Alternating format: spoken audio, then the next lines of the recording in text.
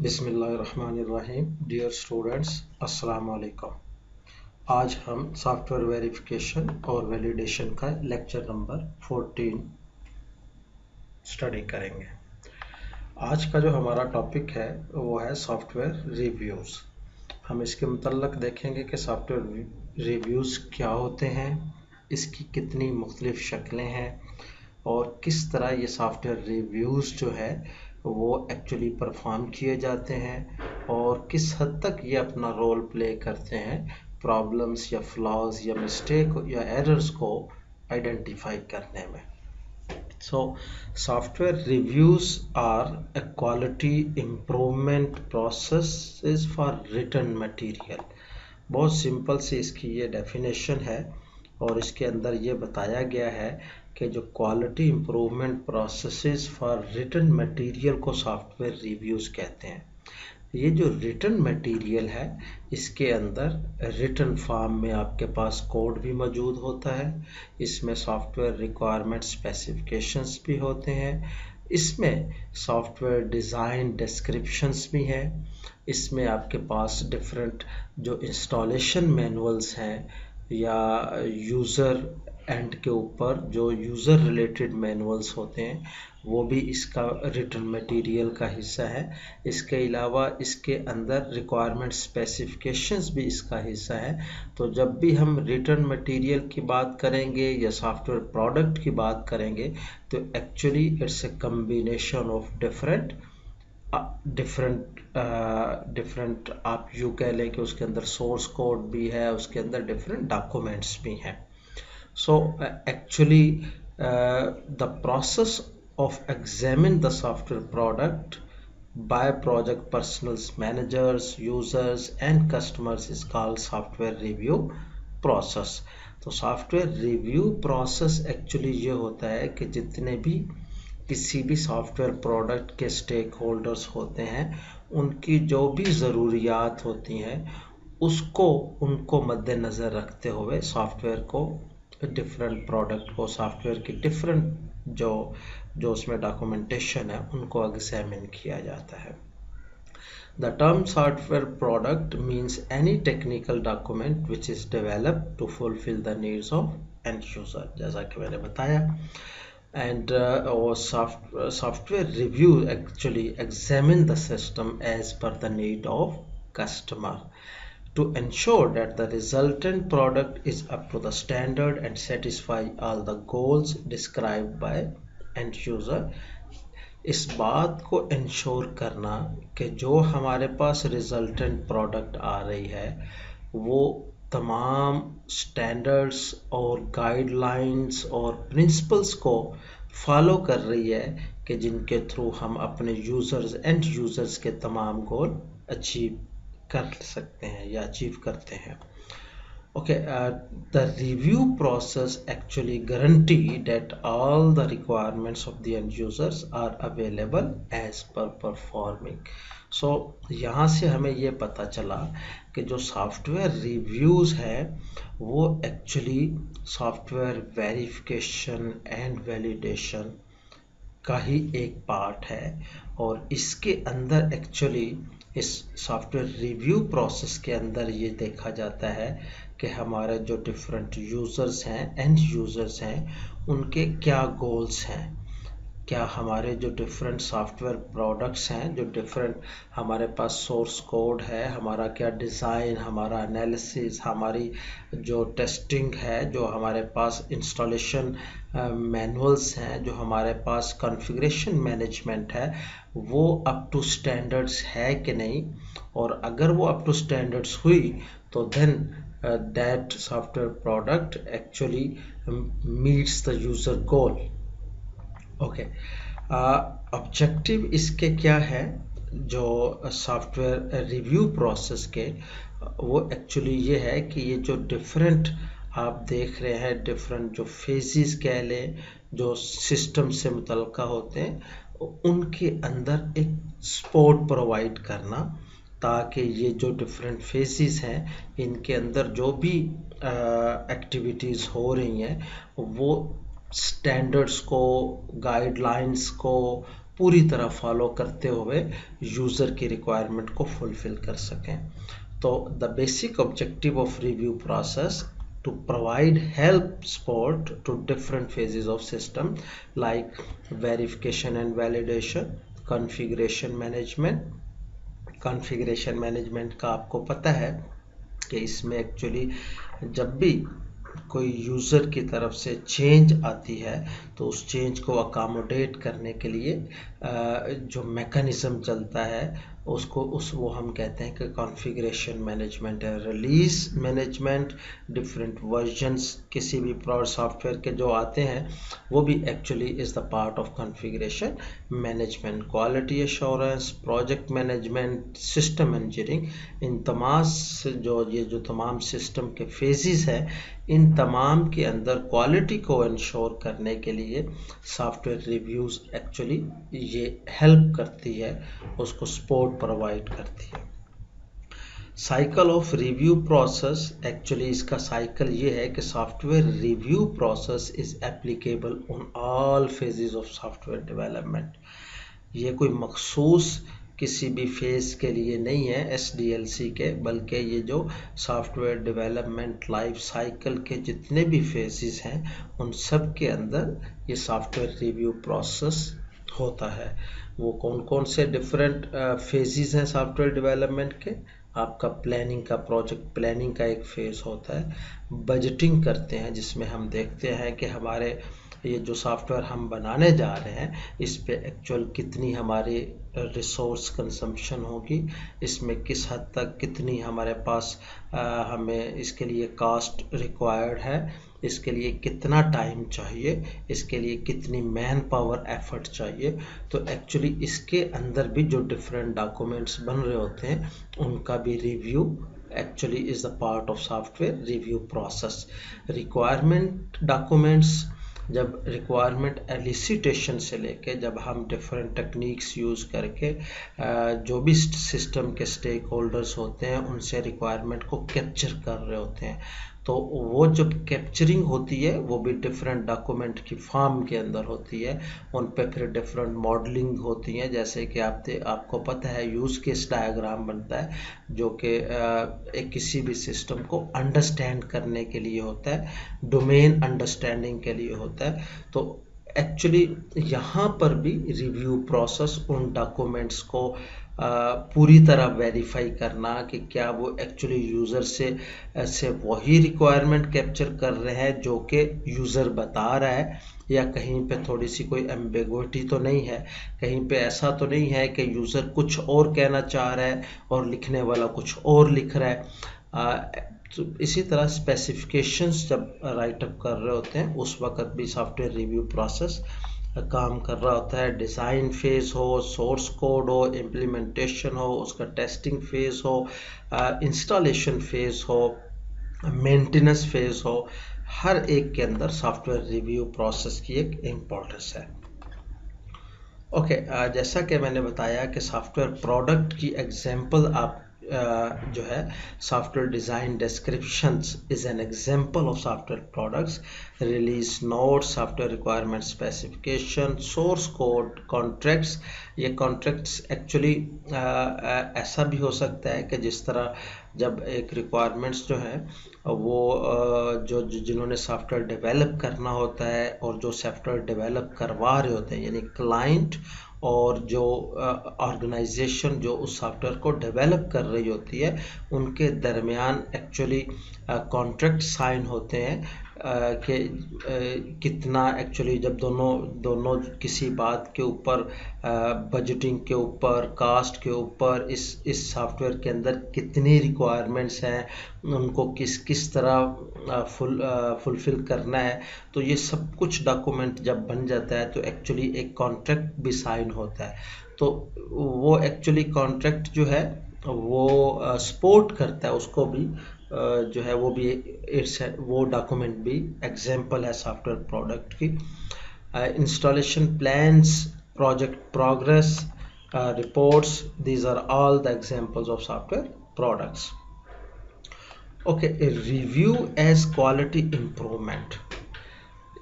यहाँ से ये चीज़ पता चलती है कि reviews can find 60 to 100% of all the defects. किसी सिस्टम के अंदर जितने भी डिफेक्ट्स होते हैं, जिस तरह हमने देखा कि यूनिट टेस्टिंग जो है वो हमें हेल्प करती है उस सिस्टम के अंदर से डिफेक्ट रिमूव करने के लिए, इसी तरह इंटीग्रेशन टेस्टिंग होती है, इसी तरह सिस्टम टेस्टिंग, एक्सेप्टेंस टेस्टिंग होती है, ब्लैक बॉक्स टेस्टिंग होती है, हमने यूज़र इंटरफेस टेस्टिंग देखा। तो ये सारी जो भी डिफरेंट टेस्टिंग हम परफॉर्म करते हैं, उनका एक्चुअली जो हम ऑब्जेक्टिव होता है वो ये है कि हम मैक्सिमम डिफेक्ट्स को बाहर निकालना है, मैक्सिमम डिफेक्ट्स को जो सिस्टम के अंदर मौजूद है उनको आइडेंटिफाई कर सकें। तो यहाँ पर ये बताया जा रहा है कि रिव्यू जो प्रोसेस है वन अकेला, ये किसी भी सिस्टम के अंदर से 60 to 100%, 60% जो है उसके डिफेक्ट्स को आइडेंटिफाई कर देता है। तो इसकी इम्पोर्टेंस इस लिहाज से बड़ी ही बहुत ज़्यादा इम्पोर्टेंस है। तो एक्चुअली इसके लिए बहुत ज़्यादा एफर्ट भी लगती है, क्योंकि ये पूरे सॉफ्टवेयर डेवलपमेंट लाइफ साइकिल पे सॉफ्टवेयर रिव्यू प्रोसेस ने चलना होता है। तो इसके लिए जो एफर्ट है वो भी खासी है। Reviews are technical not management. Review data can assess or improve quality of work product, software development process and review process itself. तो इसका एक बहुत बड़ा रोल यहाँ पर ये है कि जब हम रिव्यू प्रोसेस करते हैं तो अल्टीमेटली एक तो वो जो प्रोडक्ट वर्क प्रोडक्ट है, जो हमारे पास सोर्स कोड हो सकता है, कोई डिज़ाइन, हमारे पास डिस्क्रिप्शंस हो सकती हैं, रिक्वायरमेंट स्पेसिफिकेशन डॉक्यूमेंट हो सकता है, उनमें तो इम्प्रूवमेंट आती ही है, क्योंकि उनमें से जब डिफेक्ट निकल आएंगे तो एक्चुअली उस वर्क प्रोडक्ट के अंदर उसकी क्वालिटी बढ़ जाएगी। लेकिन उसका असर सॉफ्टवेयर डेवलपमेंट प्रोसेस पे भी पड़ता है कि उसके अंदर जब हम सॉफ्टवेयर रिव्यू प्रोसेस करते हैं तो उसमें हमें पता चलता है कि हमारा जो सॉफ्टवेयर डेवलपमेंट प्रोसेस है किसी एक ख़ास तरह की एप्लीकेशन के लिए जिसकी नेचर एक ख़ास तरह की है, जिसका साइज़, जिसकी टाइप, जिसकी कम्प्लेक्सिटी जो है वो एक्चुअली इस बात का तकाजा कर रही है कि उसके ऊपर जो सॉफ्टवेयर डेवलपमेंट प्रोसेस अप्लाई किया हुआ है उसके अंदर कुछ मॉडिफिकेशन लाई जाए फॉर द पर्पस के उस तरह के सॉफ्टवेयर को ज़्यादा बेहतर तरीके से डेवलप किया जाए। तो एक्चुअली सॉफ्टवेयर रिव्यू प्रोसेस इस सॉफ्टवेयर डेवलपमेंट प्रोसेस के अंदर भी सपोर्ट देती है। इसको भी इम्प्रूव करने के लिए ये एक अच्छी एक्टिविटी है। And the review process itself, जो रिव्यू प्रोसेस है जिसकी अपनी डिफरेंट फेजेस और स्टेजेस हैं, जब वो हम अप्लाई करते हैं किसी भी सॉफ्टवेयर के जो डिफरेंट जो उसके वर्क प्रोडक्ट्स के ऊपर, तो उसमें भी हमें गाहे बगाहे पता चलता रहता है कि हमने जो रिव्यू प्रोसेस अप्लाई किया उसके अंदर कहाँ पे कमी और कोताही है, कहाँ पे खामी रह गई है, ताकि नेक्स्ट टाइम उसको बेहतर बनाया जा सके। Okay, review as quality improvement, जैसा कि पीछे भी अभी हमने डिस्कस किया, reviews reduce total project cost, early defect removal is 10 to 100 times cheaper.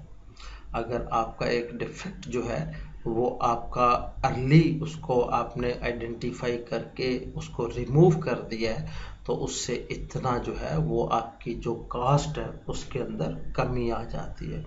Reviews distribute domain knowledge, development skills and corporate culture. मुख्तलिफ तरह के रिव्यूज़ होते हैं, मैनेजमेंट रिव्यूज़ हैं, टेक्निकल रिव्यूज़ हैं, इंस्पेक्शंस हैं, वॉक थ्रूज एंड ऑडिट्स। तो आज के इस लेक्चर के अंदर हम इनको थोड़ा सा शॉर्टली देखेंगे और एक थोड़ा सा डिटेल में हम देखेंगे कि इंस्पेक्शंस जो कि एक बहुत ही इम्पोर्टेंट रिव्यू टाइप है और मोस्टली जो है वो हमारे सॉफ्टवेयर हाउसेस के अंदर यूज़ हो रही है, तो इसको थोड़ा सा हम डिटेल में देखेंगे। मैनेजमेंट रिव्यू ओवरव्यू, एक्चुअली ये जो रिव्यूज़ है ये परफॉर्म करते हैं वो लोग जो एक्चुअली मॉनिटर कर रहे होते हैं प्रोग्रेस को, या जो रिस्पॉन्सिबल होते हैं, directly responsible for the system and actually determine status of plans and schedules and confirm requirements and their system allocation, यानी टॉप hierarchy वाले उनकी बात हो रही है। Management review outputs documented evidence that identifies project under review, review team members, कौन से review team members हैं, उनके रिव्यू ऑब्जेक्ट्स क्या क्या हैं, सॉफ्टवेयर प्रोडक्ट रिव्यूड कौन कौन सी जो है input to the review, action item status and the list of defects identified by the review team. Okay, technical reviews overview, ये जो दूसरी टाइप का रिव्यू है टेक्निकल रिव्यूज, उसका ओवरव्यू ये है कि this technical reviews confirms that the product confirms to specification. इससे मुराद ये है कि जो भी प्रोडक्ट है, क्या जो स्पेसिफिकेशंस उसकी लिखी हुई हैं, जो डिज़ाइनर्स ने, एनालिस्ट ने उस सिस्टम को एनालाइज करके यूज़र की जो रिक्वायरमेंट्स थी उनको जो डॉक्यूमेंट किया है, क्या जो बनाया है वो एग्जैक्टली वही है जो लिखा हुआ है, adheres to regulation, standards, guidelines, plans, क्या उसको डेवलप करने में, प्रोडक्ट को डेवलप करने में जो हमारे पास रेगुलेशंस थे, जो स्टैंडर्ड्स हैं, खा वो रिक्वायरमेंट को राइटअप करने के स्टैंडर्ड हों, खा उसको मॉडल करने के स्टैंडर्ड हों, खा उसको डिज़ाइन करने के और उसको इम्प्लीमेंट करने के, ये जो डिफरेंट स्टैंडर्ड्स अवेलेबल हैं और डिफरेंट जो फेजेस के अंदर डिफरेंट एक्टिविटीज़ के ऊपर इस्तेमाल होते हैं, क्या वो उस प्रोडक्ट को डेवलप करने में उनको फॉलो किया है, गाइडलाइंस और प्लान्स को, चेंजेस आर प्रॉपरली इम्प्लीमेंटेड, क्या यूज़र की तरफ से जो चेंजेस रिक्वेस्ट आई हैं उनको प्रॉपरली इम्प्लीमेंट किया गया है। It's a part of technical reviews. Changes affect only दो system areas identified by the change specification. Okay, इसके अंदर जो टेक्निकल रिव्यूज रोल्स हैं, इसमें डिसीजन मेकर्स का रोल है, रिव्यू लीडर है, रिकॉर्डर है एंड टेक्निकल स्टाफ है। तो ये जो आप देख रहे हैं, इनके different roles and responsibilities define होती हैं कि डिसीजन मेकर वाले ने, अगर लेट्स सपोज एक यूज़र की तरफ से चेंज रिक्वेस्ट आई है और वो चेंज जो है उस चेंज की नेचर को देखा जाएगा, उस चेंज के इम्पेक्ट को देखा जाएगा, उस चेंज के ऊपर कितनी एफर्ट, कितनी कास्ट लग रही है उसको देखा जाएगा। तो actually with the consultancy with the technical staff, ये डिसीजन मेकर डिसाइड कर रहे होते हैं कि एक्चुअली ये सिस्टम जो है हम इसको इनकॉर्पोरेट कर सकते हैं या नहीं कर सकते। Okay, technical reviews output very simple, project under review, review team members, after product reviewed, input to the review objectives क्या है, status क्या है, list of resolved and unresolved software defects क्या है, list of unresolved system or hardware defects, list of management issues, action item status, ये सारे जो है वो आउटपुट डॉक्यूमेंटेड एविडेंस जो आउटपुट है टेक्निकल रिव्यूज का। इंस्पेक्शन, जिस तरह मैंने बताया था कि इसको हम थोड़ा सा डिटेल में देखेंगे, ये जो है एक्चुअली एक फॉर्मल पीर रिव्यूज इसको कहा जाता है। इसके अंदर हम फॉर्मली जो है वो रिव्यू कर रहे होते हैं, डिफरेंट जो है हमारे पास जो सॉफ्टवेयर जो प्रोडक्ट है सॉफ्टवेयर के जो डिफरेंट जो आप कह लें कि जिसमें सोर्स कोड भी है, जिसके अंदर हमारे पास रिक्वायरमेंट स्पेसिफिकेशन भी है, डिज़ाइन का डॉक्यूमेंट भी है, हमारे पास टेस्टिंग के डॉक्यूमेंट भी है, हमारे पास मेंटेनेंस के और इंस्टॉलेशन के मैनुअल्स भी मौजूद हैं। तो confirms that the software product satisfies specifications specified quality attributes।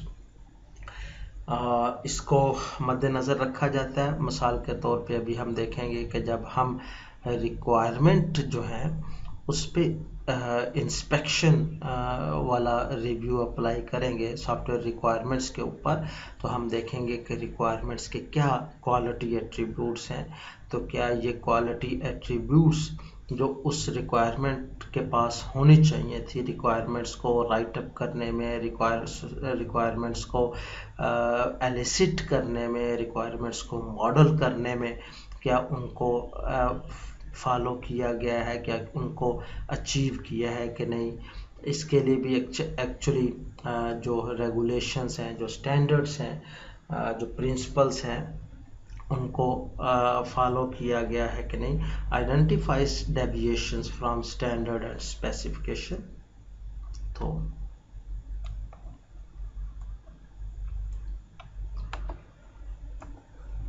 Inspection roles, जिस तरह पीछे हमने देखा कि डिफरेंट रोल्स जो हैं, इसमें भी मॉडरेटर है। मॉडरेटर का रोल एक कोऑर्डिनेटर का होता है। ये एक्चुअली जो भी डिफरेंट टीम्स होती हैं इंस्पेक्शंस की, तो उनको कोऑर्डिनेट कर रहा होता है और लीड कर रहा होता है डिस्कशन को। प्रोड्यूसर है, this is the responsible for the work being inspected. Reader जो है वो एक्चुअली पैराफ्रेजिस कर रहा होता है जो वर्क इंस्पेक्ट हो रहा है। इंस्पेक्टर जो होता है वो एक्चुअली इंस्पेक्ट कर रहा है, इन एक्चुअल जो है वो प्रोडक्ट को इंस्पेक्ट कर रहा है। रिकॉर्डर जो है वो जो भी प्रॉब्लम्स डिस्कस हो रहे होते हैं, जो भी आइडेंटिफाई हो रहे होते हैं, उनको रिकॉर्ड करता है। And manager supervises the producer.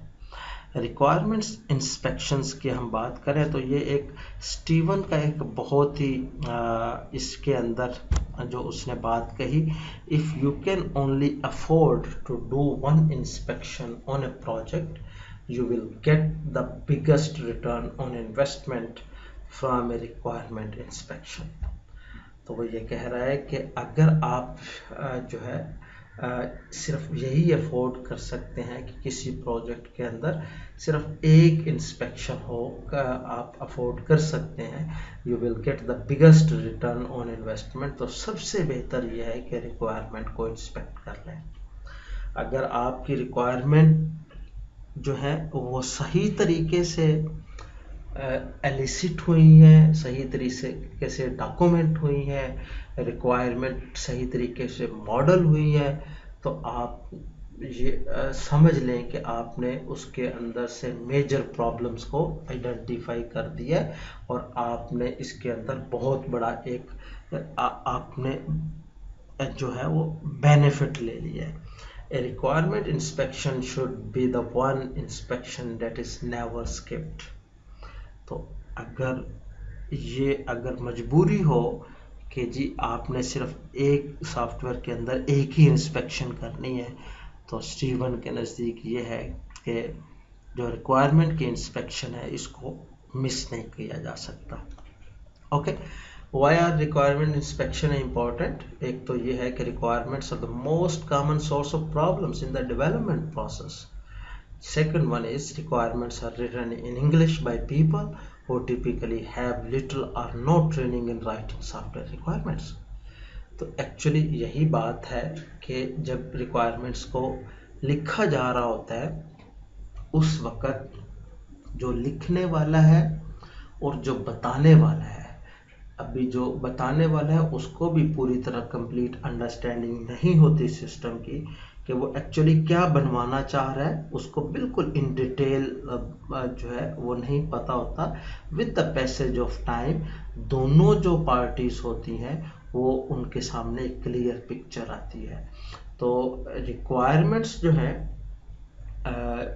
Actually इस एंड पे अगर उनको हम बिल्कुल सही तरीके से एक्यूरेटली और करेक्टली जो है उसको मैनेज कर लें रिक्वायरमेंट्स को, तो इसमें कोई शक नहीं कि हम बहुत बड़े डिफेक्ट से या बहुत बड़े जो है वो सॉफ्टवेयर जो प्रॉब्लम से हम बच सकते हैं।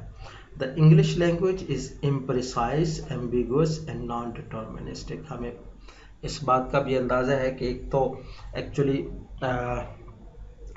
ये हम कोई नेटिव लैंग्वेज नहीं है पर्टिकुलरली हमारे इस रीजन के अंदर, तो इसलिए ये जो है वो समटाइम्स जो है वो लिखने के अंदर जो राइटअप करने वाले होते हैं, जो बोलने वाले होते हैं, या डिफरेंट डॉक्यूमेंट्स वो डिफरेंट मीनिंग दे जाते हैं।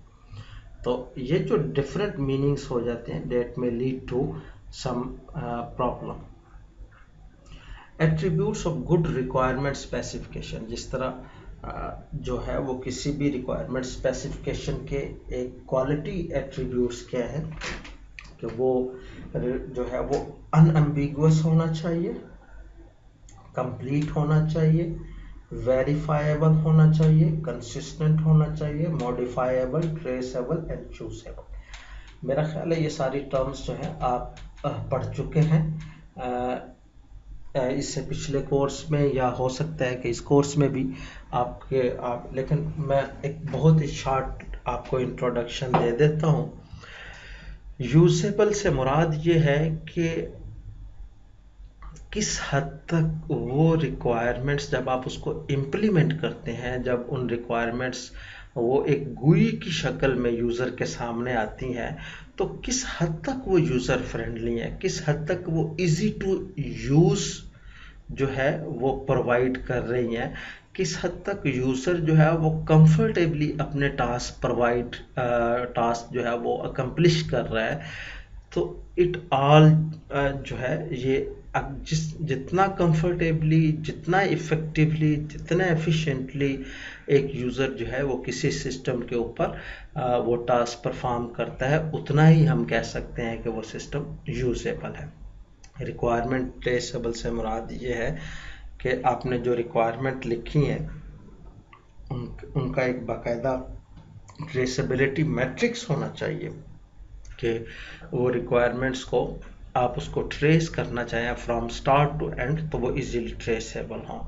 मॉडिफाइएबल मीन्स कि आपने शुरू में जैसे मैंने बताया कि हो सकता है वो रिक्वायरमेंट्स जो हैं वो यूज़र की तरफ से कम्प्लीटली ना बताई गई हों, तो इस तरह से रिक्वायरमेंट को आपने डिज़ाइन करना है, मॉडल करना है कि उसके अंदर एक गुंजाइश मौजूद हो कि उसके अंदर अगर कोई चेंज यूज़र की तरफ से रिक्वेस्ट आती है तो वो उसको मॉडिफाई किया जा सके।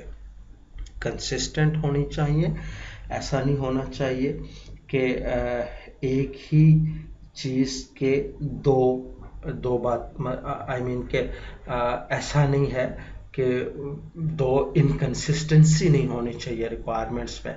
एक रिक्वायरमेंट्स आपने लिखी हुई है तो उसका कोई कंट्राडिक्ट नहीं होना चाहिए, वेरीफाएबल होना चाहिए रिक्वायरमेंट्स दोनों, और कंप्लीट होनी चाहिए, अनएम्बिगुअस होनी चाहिए। एक्चुअली ऐसा ना हो कि एक रिक्वायरमेंट लिखी हुई हो और पढ़ने वाले जो दो रीडर्स हैं उससे डिफरेंट मीनिंग ले रहे हों। Okay, requirements inspection objective make sure each requirement in the SRS is consistent and traceable to the document that preceded the SRS. Make sure each requirement in the SRS is clear, concise, internally consistent, unambiguous and testable. जो मैंने अभी आपको बताया, all inspection team members must receive appropriate training. These are the requirements जो prerequisite है inspection से पहले कि जितने भी टीम मेंबर्स हों इंस्पेक्शन के वो प्रॉपर उन्होंने ट्रेनिंग की हो। Documents that preceded the SRS must have been reviewed and approved. जो SRS डॉक्यूमेंट है वो प्रॉपरली वो अप्रूव्ड हो, और the SRS must have been internally reviewed. A requirements inspection checklist must be available and the guideline for a good SRS must be available. So before conducting inspection review, these are the prerequisite. Inspection process क्या है? सबसे पहले planning होती है, फिर overview meeting है, preparation है, inspection meeting है एंड लास्ट पे फॉलो अप है। प्लानिंग के ऑब्जेक्टिव ये हैं कि इस बात को डिटरमिन करना कि कौन सा वर्क प्रोडक्ट जो है नीड टू बी इंस्पेक्टेड, किस वर्क प्रोडक्ट को इंस्पेक्ट करने की ज़रूरत है। Determine whether a product is ready for inspection, जिसकी आप इंस्पेक्शन करना चाह रहे हैं, क्या वो रेडी है इंस्पेक्शन के लिए। आपने आइडेंटिफाई करना इंस्पेक्शन टीम को। Determine whether an overview meeting is necessary और not, and the schedule overview and inspection meetings. These are the different objectives of planning, जिसमें वर्क प्रोडक्ट का इंतखाब और फिर ये देखना कि क्या वो वर्क प्रोडक्ट जो है वो is it ready for inspection और नॉट। इसके लिए क्या टीम तश्कील दी जाए इसको इंस्पेक्ट करने के लिए, और क्या ओवरव्यू मीटिंग की ज़रूरत है कि नहीं, और इसका स्केड्यूल और डिफरेंट मीटिंग्स जो हैं। Objective of overview meeting, actually इसका मकसद ये होता है एजुकेट करना इंस्पेक्शन टीम को on the work product being inspected and discuss the review material. Objective of preparation क्या है? To be prepared for the inspection meeting by critically reviewing the review material and the work product. Okay, objective of the inspection meeting: identify errors and defects in the work product being inspected. जो inspection meeting है उसका objective एक ही है कि जो भी आपने work product जिसको आपने इंस्पेक्ट करना है उसके अंदर से आपने कोई भी एरर आपको मिल रहा है, कोई डिफेक्ट मिल रहा है, कुछ भी है, कोई भी प्रॉब्लम जो है जो आपको लगता है कि ये कन्फॉर्मस नहीं है with the specification, with the design document या विद द यूज़र रिक्वायरमेंट, उसको आइडेंटिफाई करना। तो actually these are the objective of the inspection meeting.